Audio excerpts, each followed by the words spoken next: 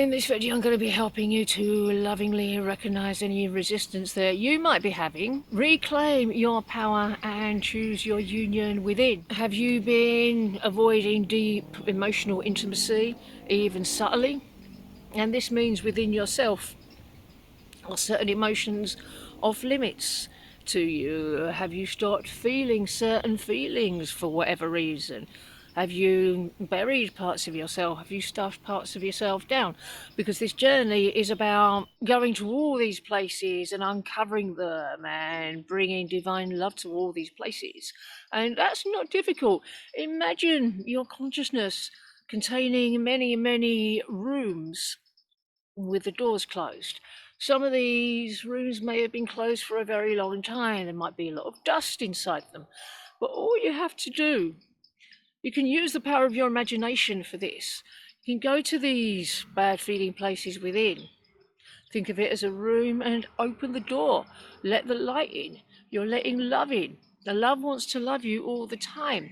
The divine can only love you as much as you allow, as much as you believe you're worthy of receiving, and you are worthy of receiving all of it. Do you distract yourself from the connection when it feels intense or overwhelming?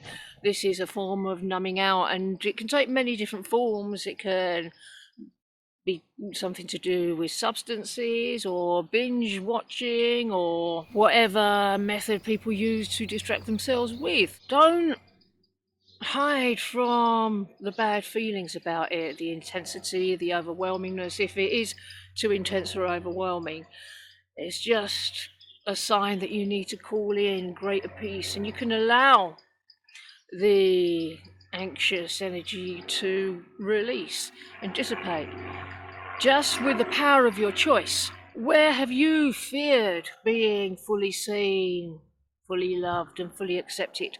Are you worried that your twin flame won't accept you if they really see you? Or maybe you're upset that your twin flame isn't seeing you as clearly as you would like. You can heal this for your entire union by just choosing to see yourself clearly, choosing to accept all of yourself, even the parts of you that maybe you've judged in the past. Let yourself know that all aspects of you are equally worthy. You are not your blocks, you are not your upsets. Don't mistake bits of ego for bits of yourself, because ego is not you. You don't have to identify with ego. You can choose to release all identification with ego. Remember who you are. Divine child of God. Are you holding on to a belief that love has to be earned or won or delayed, or maybe something to be feared? Because misaligned beliefs about love itself can keep union away. If there's anything in you that believes that love isn't safe, you will resist receiving love. So it's time to release these limiting beliefs about love, realign your beliefs about love. Real love just gives freely of itself. It doesn't take, it doesn't demand, it doesn't manipulate, it doesn't leave. Real love just loves. Have you rejected parts of yourself that your twin flame may be mirroring? Like I said, if you judge certain aspects of yourself to be less worthy than others, then your twin flame will mirror that judgment.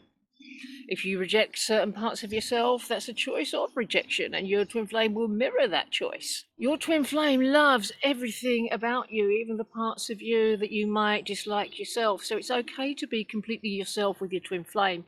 The more yourself you can be, the more your twin flame will see you, the more your twin flame will love you. Even if you think there's something wrong with you, there's nothing ever wrong with anyone, but one can believe that. But if you embrace that part of yourself, or even acknowledge that part of yourself, your twin flame will reflect that in the love that they show you. Do you push your twin flame away with silence, control, or spiritual bypassing? Because some people say it's best not to have any contact with them, keep radio silence, it makes them come running, and that might bring some short-term results, but they're not going to be the results that you actually want, because what you actually want is your physical union. And it's also a method of trying to control your person and control the relationship, control what they do, control how it pans out. And that doesn't work with twin flames. It might work with soulmates, but If you're on the twin flame journey, you really have got to let go of all the old soulmate games. What part of you is saying that it might be safer to disconnect rather than to stay and feel? Well, once again, disconnecting in order to not feel is another form of numbing out, and that's not going to do anything except cause stagnancy. You have to feel all your feelings about this in order to move through them and move forward. There's no getting round this. What emotions are you trying to avoid or suppress when thinking about your union? If anything don't feel good, don't matter what it is, you have to address it. You have to see to it. You have to work through it. You have to acknowledge any bad feelings, validate them. That's really important, especially if you're wanting validation from your twin flame. They're not going to do it if you're not doing it. And then you bring yourself the love that you need. That's what's going to move you forward. Not refusing to feel your feelings and refusing to love yourself.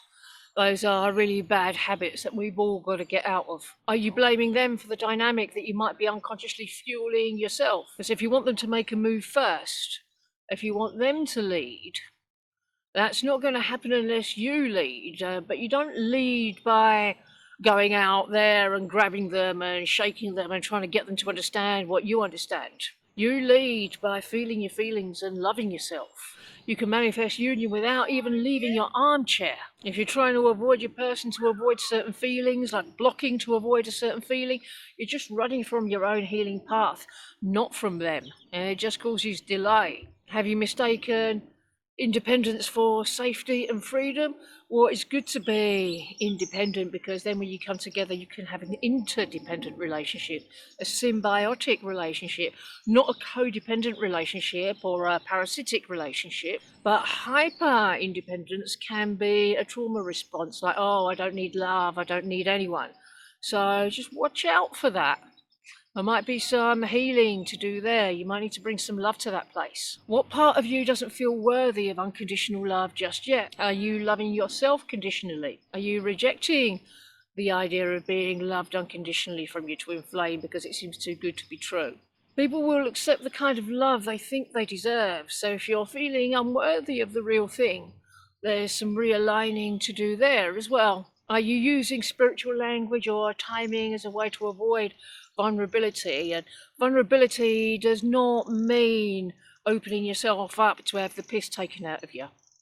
Have boundaries wherever necessary. Boundaries actually make you very attractive to your twin flame. But if you're escaping into spiritual jargon, then that's using a form of intellectualization to avoid intimacy. So watch out for that. How can you meet the part of you that's scared to stay in love and compassion? Well, it's just a question of showing up for yourself, being present for yourself in the place where you're feeling scared. You don't ignore any fears that you have, because the best way to let fear win is to ignore it. You've got to be present with yourself in the fearful place. And sometimes your loving presence is all that's required. And sit with yourself and sit with these feelings, because when you do, you're acknowledging that it's not okay to feel bad. And sit with yourself until the bad feeling dissolves and turns into peace. Even if it's just a tiny little step that you can only make today, let that be enough. So are you willing to stop running, even gently, and show up for yourself right now? Don't run from your feelings. Don't run from any parts of yourself.